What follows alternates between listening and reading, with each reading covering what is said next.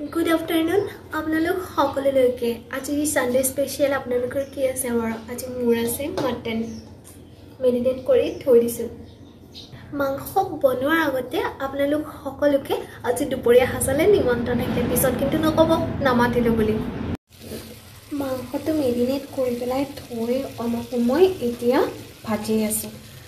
মাংসটো অলপ time marinate কৰি থলো এতিয়া ধুনীয়াকৈ ভাজি লম অলপ সময় মাংসটো প্ৰায় 1 ঘণ্টামান সময় এনেকৈ ভাজি লৈছো মানে মাংসটো যিমান ভজা হয় ন সিমান খাই বেছি ভাল লাগে ইফালে ভাত মাংস সব ৰেডি হৈ গল ভাতটো বনাই আছো আৰু এফালে ইয়াকো চাই আছো সাইডৰ পৰা মেকুৰীটো কি ধুনীয়াকৈ হৈ আছে চাওক একো গম নাপায় হি